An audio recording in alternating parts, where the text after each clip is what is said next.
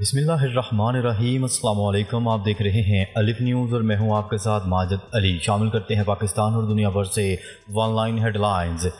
پاکستان کا ہنگامی انکشاف، اگلے چند گھنٹوں میں بھارت کا ممکنہ حملہ متوقع۔ پاکستانی حکام نے رات کے وقت ایک ہنگامی پریس کانفرنس میں دنیا کو خبردار کیا کہ بھارت آئندہ 24 سے 36 گھنٹوں کے اندر پاکستان پر بڑا حملہ کرنے جا رہا ہے۔ انکشاف کے مطابق بھارت کی سول اور عسکری قیادت نے خفیہ طور پر ایک فیصلہ کن ملاقات کی ہے جس میں جنگی حکمت عملی کو حتمی شکل دے دی گئی ہے۔ پاکستان نے اقوام متحدہ، چین، روس اور مشرق وسطیٰ کے اہم ممالک کو اعتماد میں لے لیا ہے، لیکن بھارت نے ہر قسم کی ثالثی کی کوشش کو رد کر دیا۔ خطرہ بہت قریب ہے اور خطہ ممکنہ جنگ کے دہانے پر کھڑا ہے۔ بھارتی ہائی لیول وار کونسل کا ہنگامی اجلاس، Modi, C D S, naval chief اور را کا چیئرمین شامل۔ بھارت کے دارالحکومت دہلی میں ایک خفیہ اور ہائی لیول وار کونسل کا اجلاس ہوا جس میں وزیر اعظم Narendra Modi, army chief, naval chief, air chief, C D S اور national security adviser Ajit Doval سمیت راہ کے سربراہ کو اہم ذمہ داریاں سونپی گئی۔ اجلاس میں نہ صرف حملے کا ٹائم فریم بلکہ جنگی مقاصد، میڈیا، حکمت عملی اور سفارتی محاذ پر بھی تفصیلی پلان بنایا گیا۔ ایک سابق ایئر مارشل جنرلز اور خفیہ ایجنسیوں کے افسران کو خفیہ بورڈ میں شامل کر کے یہ طے کیا گیا ہے کہ حملہ نہ صرف تیز ہو بلکہ فیصلہ کن ہو۔ مقبوضہ کشمیر میں ایمرجنسی اقدامات، دکانیں بند، گھروں کی تلاشی، عوام کو انخلاء کا حکم۔ مقبوضہ کشمیر میں بھارتی حکومت نے اچانک ایمرجنسی اقدامات شروع کر دیے۔ اطلاعات کے مطابق کاروبار بند کروائے جا رہے ہیں، دکانیں خالی کروائی جا رہی ہیں اور عوام کو زبانی و تحریری طور پر انخلاء کا مشورہ دیا جا رہا ہے۔ بڑی تعداد میں سیکیورٹی اہلکاروں کی تعیناتی کے بعد علاقے میں خوف و ہراس بڑھ گیا ہے۔ ذرائع کے مطابق یہ سب جنگی تیاریوں کا ایک حصہ ہے تاکہ بھارت اپنی پشت پر کسی عوامی بغاوت یا رد عمل کا سامنا نہ کرے۔ بھارت کی 3 سطحی جنگی منصوبہ بے نقاب، 15 دن تک محدود جنگ کا پہلا فیز، دباؤ ڈالنے کی حکمت عملی واضح۔ ذرائع کے مطابق بھارت نے پاکستان کے خلاف 3 مرحلوں پر مشتمل جنگی منصوبہ تیار کر لیا ہے۔ پہلا مرحلہ محدود حملوں پر مشتمل ہوگا تاکہ پاکستان رد عمل دے اور جنگ کا دائرہ 15 دن تک پھیلایا جا سکے۔ دوسرے اور تیسرے مرحلے میں بھارت اپنے معاشی اثر و رسوخ اور عالمی دباؤ کے ذریعے پاکستان پر سیاسی و معاشی شکست ڈالنے کی کوشش کرے گا۔ بھارت سمجھتا ہے کہ اس کا گلوبل ٹریڈ اتنا اہم ہے کہ دنیا اسے روکنے کی بجائے اس کی حمایت کرے گی۔ رافیل اور SU-30 طیارے بارڈر پر، بھارتی فضائیہ کی مکمل پیٹرولنگ، ہائپرسونک میزائل اور ڈرون بھی تیار۔ رپورٹ کے مطابق بھارتی فضائیہ کے رافیل اور سکھوئی 30 طیارے سرحد کے قریب پوزیشن لے چکے ہیں اور مسلسل فضائی پیٹرولنگ کر رہے ہیں۔ بھارت نے درمیانے فاصلے تک مار کرنے والے میزائلز اور جدید ڈرونز کو بھی حملے کے لیے تیار کر لیا ہے۔ اس دفعہ بھارت کی نیت صرف اسٹرائک کر کے واپس آنے کی نہیں بلکہ مکمل جنگ چھیڑنے کی ہے، جس کے لیے فضائیہ نے بھرپور تیاری کر رکھی ہے۔ بھارتی نیوی مکمل طور پر متحرک ایئرکرافٹ کیریئرز اور وارننگ سسٹمز الرٹ، سمندری محاذ کی پلاننگ مکمل۔ اس دفعہ ایک حیران کن پیش رفت یہ سامنے آئی ہے کہ بھارت نے نیوی کو مرکزی کردار دینے کا فیصلہ کیا ہے۔ اطلاعات کے مطابق ایئرکرافٹ کیریئر، وارننگ سسٹمز، آبدوزیں اور نیول کمانڈ پوری طرح الرٹ پر ہیں۔ بھارتی نیوی کو بحیرہ ہند کے ذریعے پاکستان کے ساحلی علاقوں پر حملے کے لیے تیار رکھا گیا ہے۔ ماہرین کے مطابق یہ جنگ زمینی نہیں بلکہ سہ جہتی جنگ ہوگی جس میں زمین، فضا اور سمندر تینوں محاذ شامل ہوں گے۔ پاک بھارت کشیدگی، عالمی سازشوں کی ناکامی، بھارت کا انکار۔ روس، چین، اقوام متحدہ سمیت سب نے روکنے کی کوشش کی لیکن بھارت نے مسترد کر دیا۔ دنیا کے اہم ممالک جیسے روس، چین، یورپی یونین اور اقوام متحدہ نے بھارت کو جنگ سے باز رکھنے کے لیے مداخلت کی لیکن بھارتی قیادت نے واضح الفاظ میں انکار کر دیا۔ اقوام متحدہ کے سیکرٹری جنرل نے بھارتی وزیر خارجہ سے فون پر رابطہ کیا مگر ان کو جواب ملا کہ ہم بدلہ ضرور لیں گے۔ بھارت نے واضح پیغام دیا ہے کہ اب فیصلہ کن اقدامات کا وقت آ چکا ہے، چاہے دنیا کچھ بھی کہے۔ بھارت کا جنگی میڈیا پلان بے نقاب، بھارتی میڈیا کو مکمل کنٹرول میں لا کر عالمی بیانیات تیار کرنے کی کوشش۔ بھارت نے اس بار میڈیا کو جنگی ہتھیاروں کے طور پر استعمال کرنے کا فیصلہ کیا ہے۔ ایک خاص میٹنگ میں طے پایا ہے کہ حملے کے بعد میڈیا پر صرف بھارتی بیانیہ ہی چلے گا، پاکستانی بیانیہ، ویڈیوز یا سچائی کے تمام ذرائع بلاک کیے جائیں گے۔ انٹرنیشنل میڈیا پر بھی لابنگ کی جا رہی ہے تاکہ دنیا کو صرف وہی دکھایا جائے جو بھارت چاہتے ہیں۔ پاکستان کے سوشل میڈیا اکاؤنٹس پہلے ہی بڑی تعداد میں بھارت نے بند کر دیے ہیں۔ پاک بھارت کشیدگی، اسرائیل کی نگرانی اور سپورٹ کا انکشاف، 6 گھنٹے میں جنگ چھڑنے کی پلاننگ، اسرائیلی خفیہ معاونت جاری۔ ذرائع کے مطابق اسرائیل نہ صرف بھارت کو انٹیلیجنس فراہم کر رہا ہے بلکہ جنگ کے آغاز کے لیے دباؤ بھی ڈال رہا ہے۔ اسرائیل چاہتا ہے کہ یہ جنگ جلد از جلد چھڑی جائے تاکہ مشرق وسطیٰ میں بھی جنگی لہر اٹھے، خاص طور پر ایران اور غزہ کے محاذ پر۔ یہ بین الاقوامی حکمت عملی ہے تاکہ دنیا ایک ہمہ گیر جنگ میں الجھ جائے اور مخصوص طاقتیں اس سے فائدہ اٹھائیں۔ پاکستانی وزیر دفاع خواجہ آصف کا کہنا ہے کہ جیسے جیسے وقت گزر رہا ہے بھارت کے حملے کے خطرات بھی بڑھ رہے ہیں۔ اپنے بیان میں ان کا کہنا تھا کہ دوست ممالک چاہتے ہیں جنگ کی صورتحال نہ بنے اور اللہ کرے ان ممالک کی کوششوں سے بھارت کو عقل آئے، مگر کسی کو شک نہیں ہونا چاہیے بھارتی جارحیت کا بھرپور جواب دیا جائے گا۔ بھارت کی کنٹرول لائن پر بلا اشتعال فائرنگ، پاک فوج نے بھرپور جواب دے کر دشمن کی توپوں کو خاموش کروا دیا۔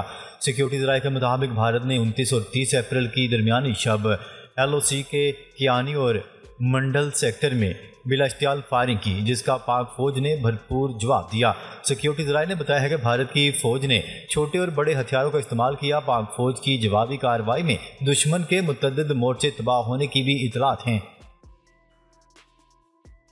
خالصتان تحریک کے رہنما گروپتونت سنگھ پنو نے کہا ہے کہ اگر بھارت پاکستان پر حملہ کرتا ہے تو یہ مودی کی آخری جنگ ہوگی۔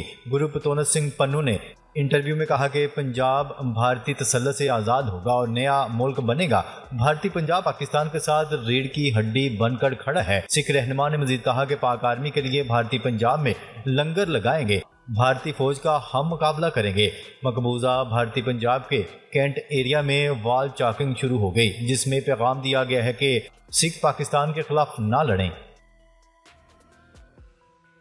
سیاچن سے لے کر بحیرہ عرب کے پانیوں تک مسلح افواج دفاع وطن کے لیے تیار۔ ذرائع کا کہنا ہے کہ کسی بھی بھارتی جارحیت کی صورت میں دشمن کو دندان شکن جواب دیا جائے گا۔ دشمن کی کسی بھی مذموم کارروائی سے نمٹنے کے لیے افواج پاکستان مکمل تیار ہے۔ پاکستان کی علاقائی سالمیت کو چیلنج کیا گیا تو بھارت کو اس کی زبان میں جواب دیا جائے گا۔ ذرائع کا کہنا ہے کہ جہاز، ٹینک اور گرجتی آرٹلری دشمن کو خاموش کروانے کی صلاحیت رکھتی ہے۔ بھارت نے سرحد سے متصل دیہاتوں کو خالی کروا لیا۔ ذرائع کے مطابق پہلگام واقعے کے بعد بھارت نے بغیر ثبوتوں کے میڈیا پروپیگنڈا کے ذریعے پاکستان پر الزام لگا دیا، جس کے بعد بھارت کی جانب سے پاک بھارت سرحد سے متصل دیہات خالی کروانے کا عمل جاری ہے۔ بھارتی حکومت نے جنگی جنون میں مبتلا بھارتی فوج نے سامبھا، کٹھوعہ اور کنور سیکٹر میں مزید دیہات خالی کروا دیے۔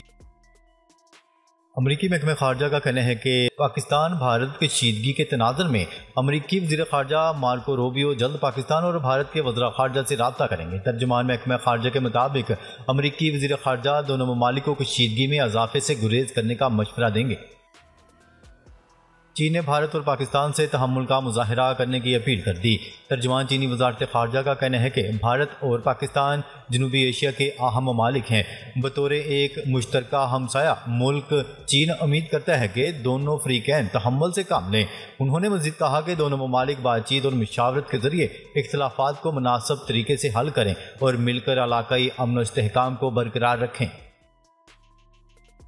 پاکستان فضائی حدود کی بندش نے بھارتی ایئر لائن کے فلیٹ میں ایئر بس 320 ساختہ طیاروں کو تکنیکی طور پر گراؤنڈ کی سطح پر لے آئی۔ رپورٹ کے مطابق ذرائع نے دعویٰ کیا ہے کہ موجودہ صورتحال کلیدی راستوں کے تبدیل شدہ روٹس کی وجہ سے ہو رہی ہے۔ دہلی سے کابل کے درمیان مختصر سفر اب توسیع شدہ چکر کا متقاضی ہے۔ LOC پر جاری کشیدگی پر پاکستان بھارت DGMOs کی ہاٹ لائن پر بات چیت ہوئی۔ غیر ملکی ذرائع ابلاغ کی رپورٹ کے مطابق پاکستان اور بھارت کے ڈائریکٹر جنرل ملٹری آپریشنز کا رابطہ ہوا۔ ذرائع کے مطابق دونوں فوجی افسران نے لائن آف کنٹرول کی خلاف ورزیوں کے معاملے پر بات چیت کی۔ سیکیورٹی ذرائع کے مطابق 29 اور 30 کی درمیانی شب بھارت نے LOC پر سیز فائر کی خلاف ورزی کی اور اس دوران بھارت کی جانب سے LOC کے کیانی اور منڈل سیکٹر میں بلا اشتعال فائرنگ جاری ہے۔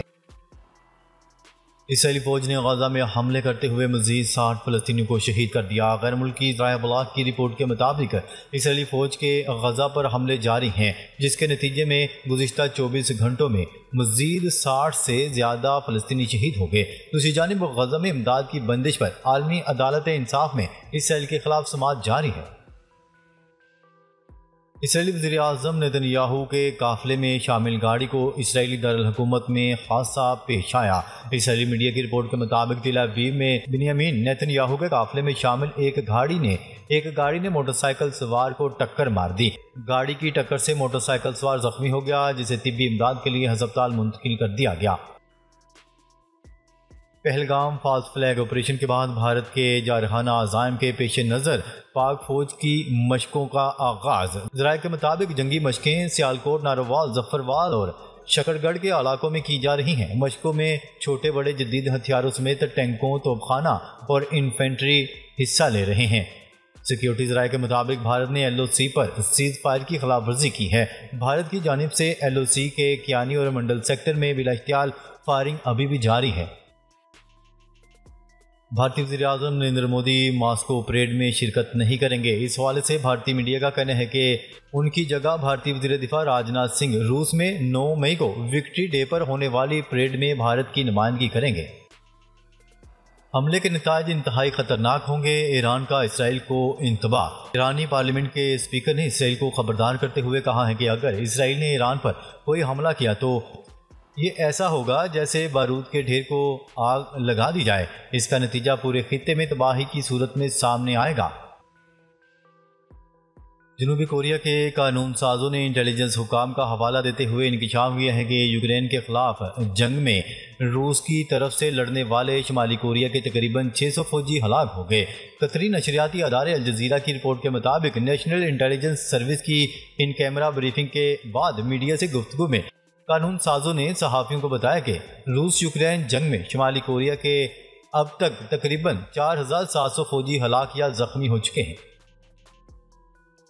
امریکہ میں اسرائیل پر دباؤ ڈالنے کے لیے حمایت بڑھنے لگی۔ امریکہ میں قائم عرب امریکن انسٹیٹیوٹ کا کہنا ہے کہ ایک حالیہ سروے سے پتہ چلتا ہے کہ ووٹروں کی بڑھتی ہوئی تعداد، جن میں عام طور پر اسرائیل نواز ریپبلکن بھی شامل ہیں، ان کا خیال ہے کہ اسرائیل کے لیے امریکی حمایت انتہائی یک طرفہ ہے اور غزہ اور لبنان پر رعایتوں کے لیے اسرائیل پر دباؤ ڈالنے کے لیے مزید کچھ کیا جانا چاہیے۔